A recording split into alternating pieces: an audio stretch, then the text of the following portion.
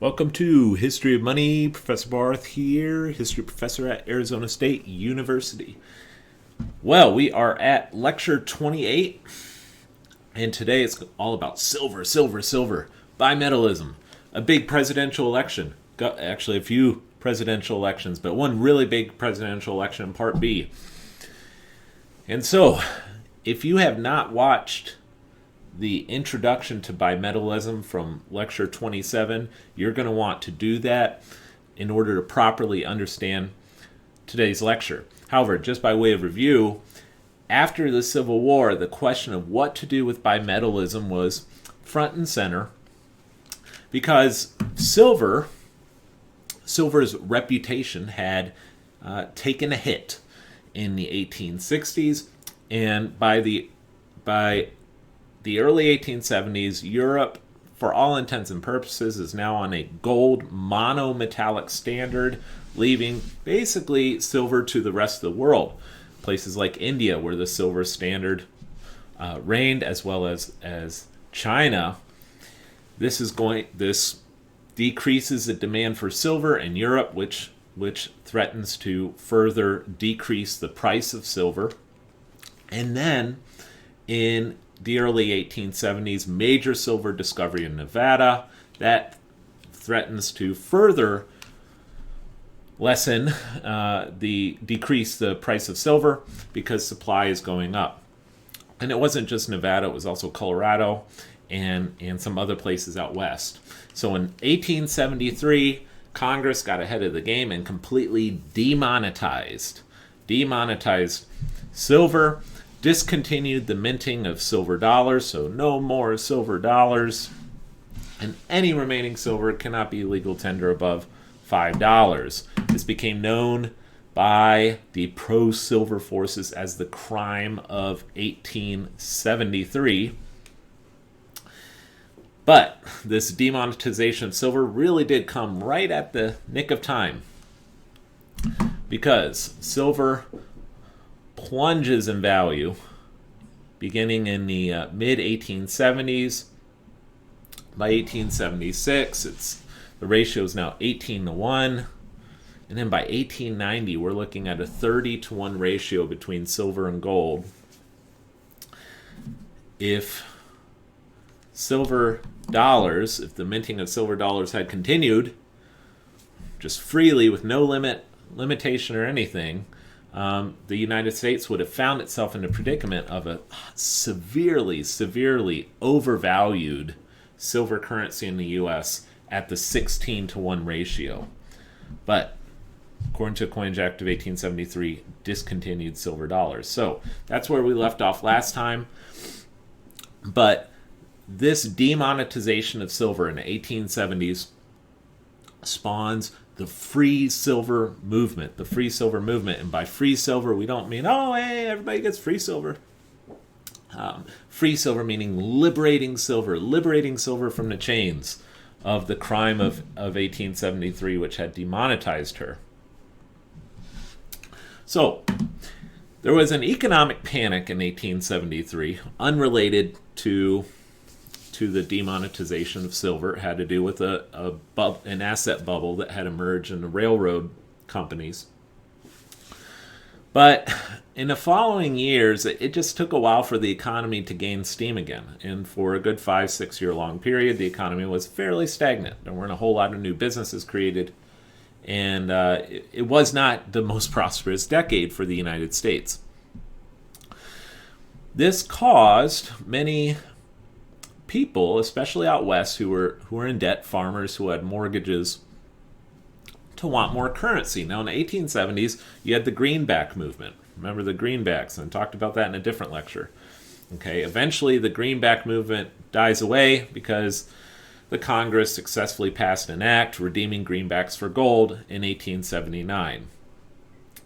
And so greenbacks are out of the discussion after 1879. But there was another element to this inflationary movement, to this movement for more currency, for cheap money, and that was this idea of silver, and the pro inflation movement in the United States begins to unite behind the coinage of silver, the remonetization of silver at the old 16-to-1 ratio. And so farmers and also silver miners in Nevada, but not just Nevada, Colorado, in Denver, the population of Denver began to really go up in this period because of silver mining. These two interests start to really get behind remonetizing silver in order to introduce more currency into the system. In 1878, they got their act. And so in 1878, Congress passes a bill. This was the Republicans. Remember, the Democrats temporarily got control after the Panic of 1873, ended the greenback, or arranged rather for the greenback to be redeemable again in gold in 1879. But then the Republicans came back into power.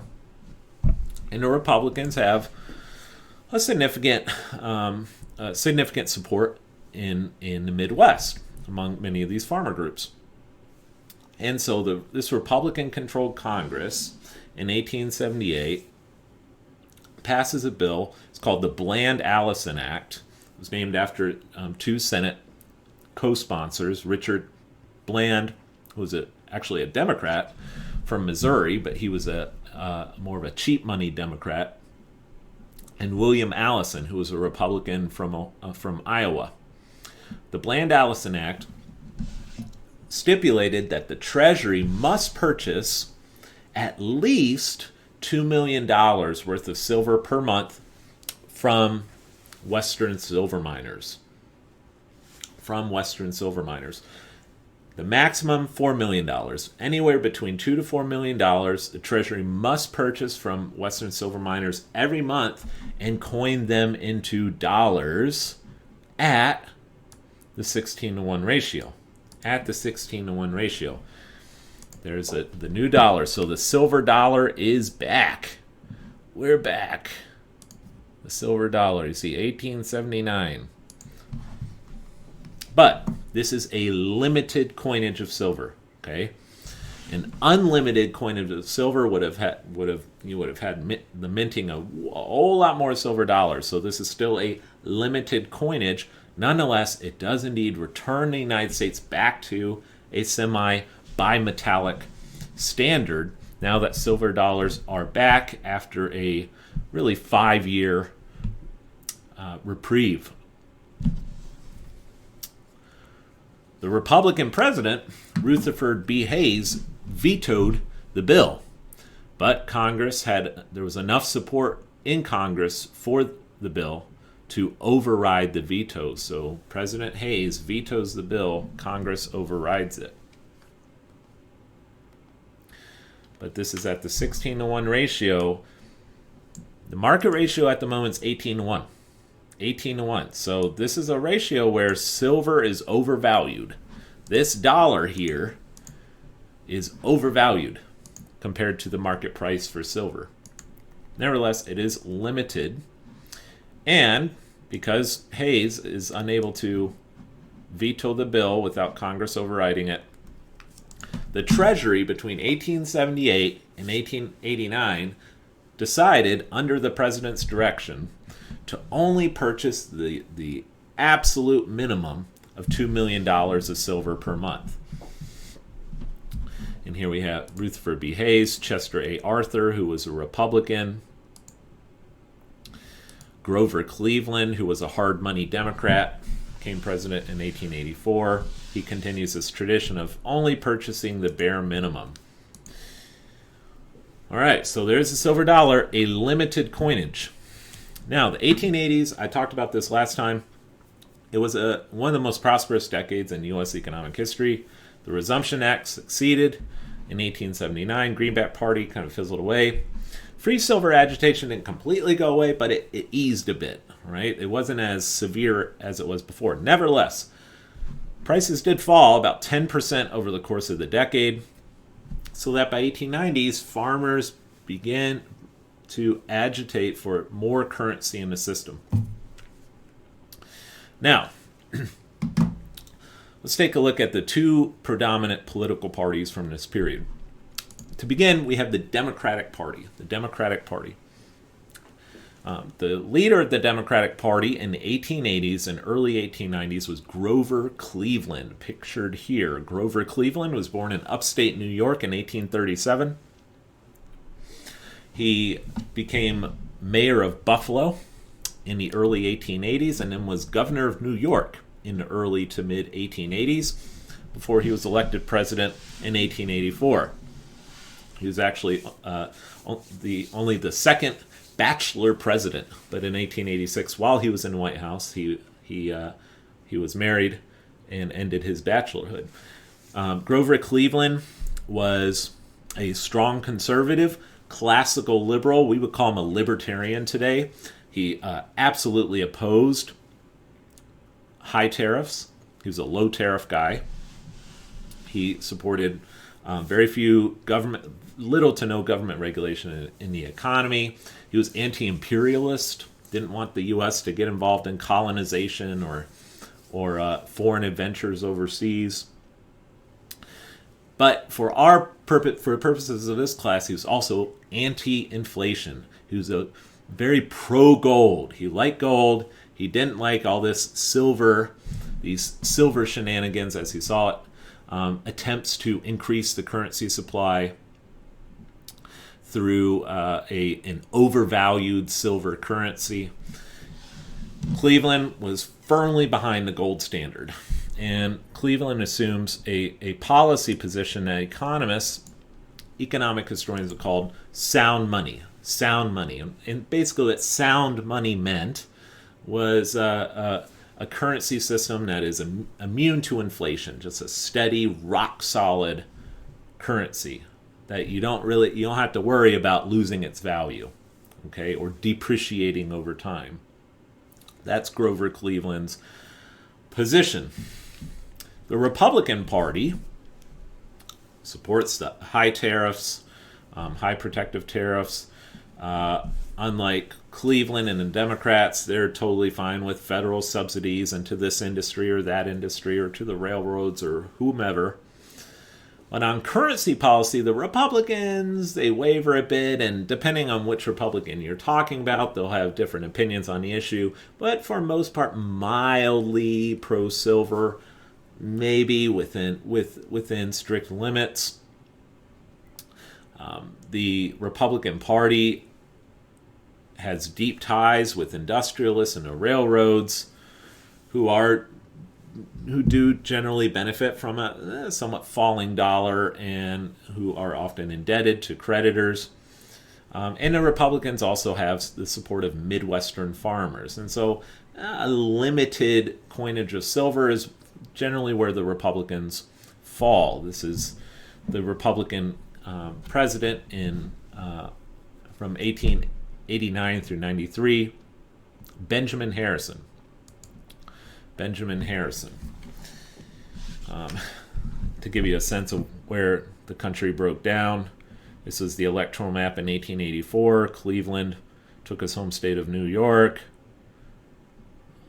Some of the Corn Belt here, but then the South is firmly Democratic.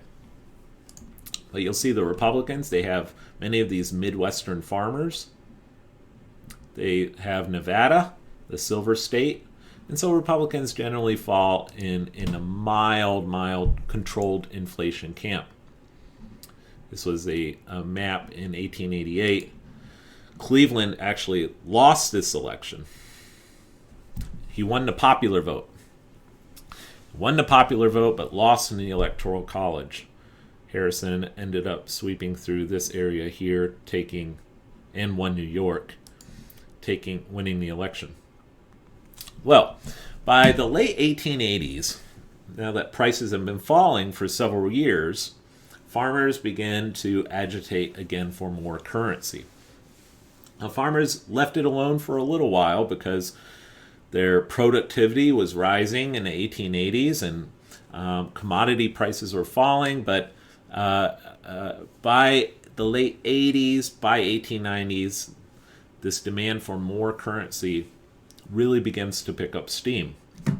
especially among Midwestern farmers.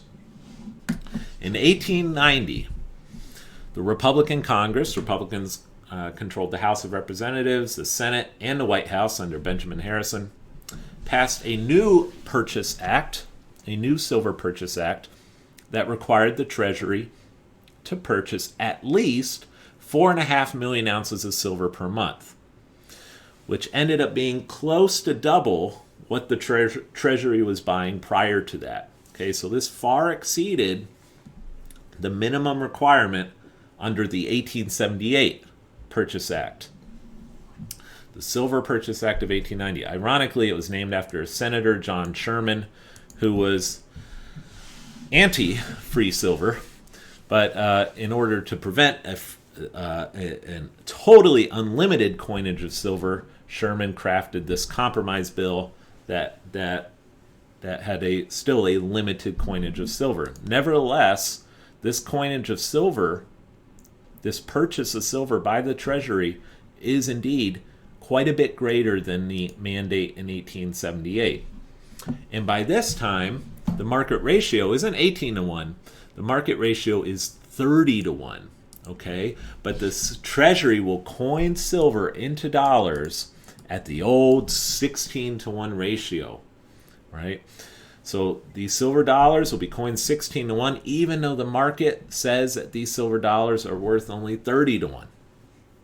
That means that these silver dollars are drastically overvalued. Very, like, to call it overvalued would be an understatement.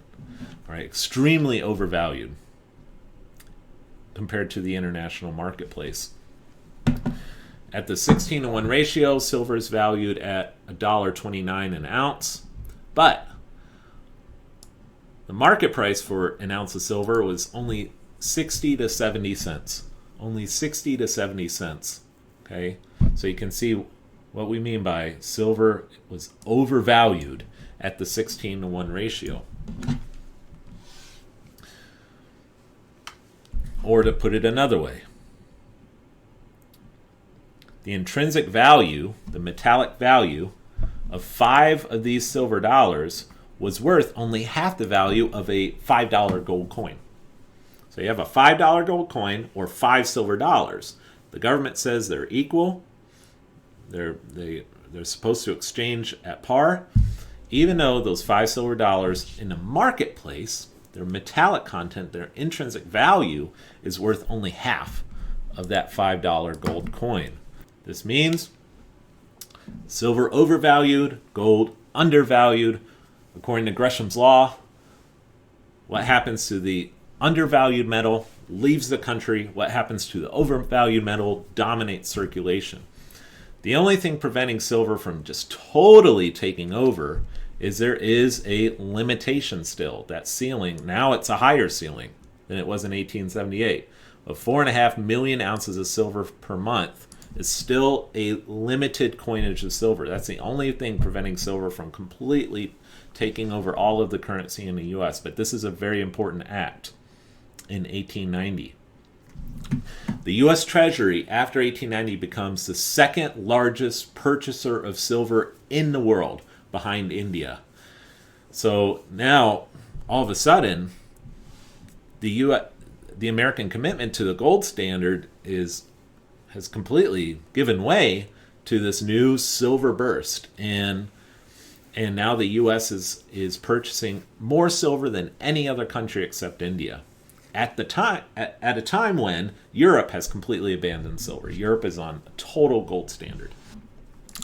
But even for the free silver movement, this is not enough because it's still a limited coinage. The free silver movement wants unlimited coinage of silver at the 16 to 1 ratio. And in 1890, in 1892, a new political party emerges called the People's Party. The People's Party. This is a third party who were fed up with the Republicans. The Republicans are too wishy-washy on the silver. Republicans have committed themselves to a limited silver purchase.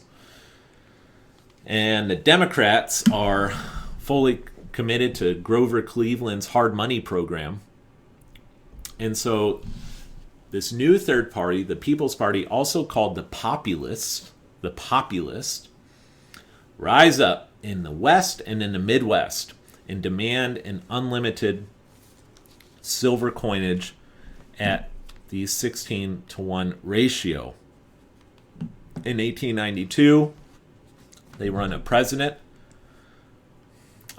candidate for president, James Weaver. James Weaver had run for president in 1880 on the greenback ticket. Okay, so former greenbacker now running on a free silver platform. That kind of goes to show just how those two issues were closely linked. But at the party's convention at Omaha, Nebraska in 1892, the party platform included free silver, unlimited silver, abolishing national banks, and creating public banks instead of private banks. And in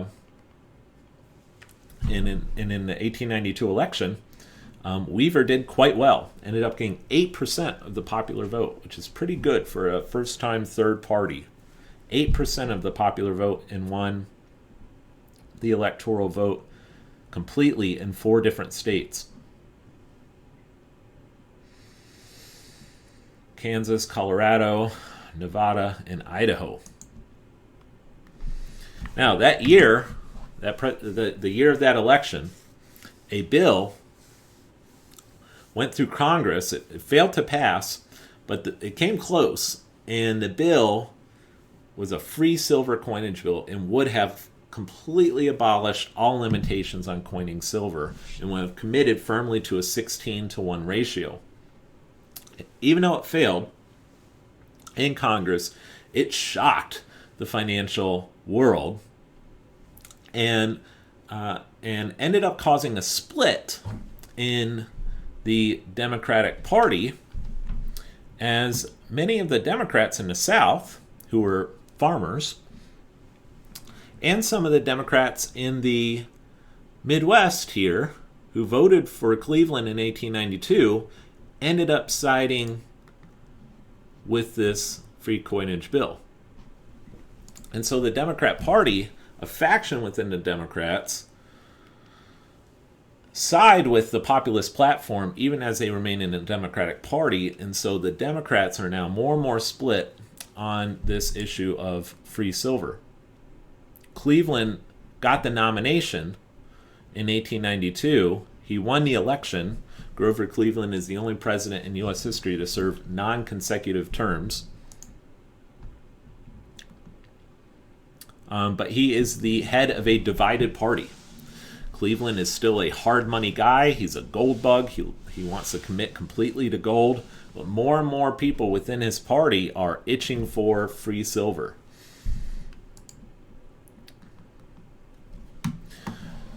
Well, all of this silver agitation begins to create a sense of crisis in the country. Not just at home, but also abroad. Foreign investors, foreign bondholders begin to feel uneasy about the United States commitment to gold. The dollar can no longer be trusted, especially when you have bills like this one flying through Congress, almost getting passed. And because of all of this silver agitation, gold begins just fleeing the country, because many investors really begin to sense something's going to happen here. And free silver, the unlimited coinage of silver at a ridiculous ratio of 16-to-1, that doesn't correspond anywhere close to the market. It's coming. It's a real threat. And so we better divest from the United States, and any gold in circulation, more and more is leaving circulation and even leaving the country. Then, in May of 1893, just 3 months after Grover Cleveland was inaugurated, the stock market collapsed. Stock market completely collapsed. One of the biggest stock market collapses in U.S. economic history. And a month later, Bank runs, about 500 banks failed. Business failures, unemployment shot up in the cities. In some cities, it was as high as unemployment was as high as 25 to 40% unemployment. The banks suspended specie payments temporarily. Even in New York, the banks had to suspend specie payments, and gold just flies out of the country. Look at the gold in U.S. Treasury Vaults. It's going down, down, down, and there's a fear that the U.S. is going to be forced off the gold standard pretty soon,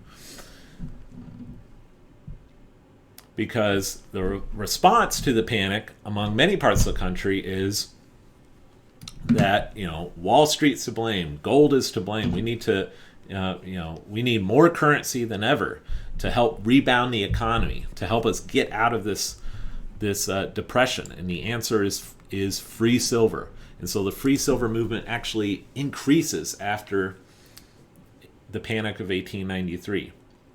Grover Cleveland responds to the Panic of 1893 by repealing the Sherman Silver Purchase Act. So Cleveland completely repeals the Sherman Silver Purchase Act, and this, for a time, restores some confidence again in the U.S. dollar and in gold. Okay, Cleveland actually, does the right thing here, because gold was going to completely disappear from the country if something wasn't done. So he repeals the act. Economically, it was a smart move. Politically, however, it really hurt Cleveland. And the pro-silver forces, the free silver forces, are just totally and utterly outraged by this act, by this maneuver by Cleveland. And it doesn't even succeed in completely stopping the flood of silver out of the country, or flood of gold out of the country. Look at the U.S. gold stock, or the Treasury's gold stock by 1895. Very, very low. In fact, Cleveland, during the panic, had to approach J.P. Morgan, who we haven't touched on yet, we will very soon, had to approach J.P. Morgan as well as the Rothschild family in England. And the Rothschilds and Morgan together lent Cleveland's treasury $65 million of gold. Right? This further, this bolstered the treasury's resources in a time of total crisis. $65 million of gold is a lot of gold. However, it played into this perception that Cleveland is essentially a puppet of gold interest, of banker interest, and doesn't truly have the interests of the people at heart. He doesn't truly have the interests of the Midwestern farmer at heart. And so, in 1896, a revolution occurs in the Democratic Party. The Democrats, formerly the party of hard money, of sound money, the party of Jefferson, Jackson, and then Cleveland, in 1896 are taken over by free silver populists. And the man of the hour was a young man, 36 years old, William Jennings Bryan. And William Jennings Bryan takes that energy of the free silver movement and takes over the Democratic Party and runs for president in 1896. We'll look at that for the next video. I'll see you there. Bye.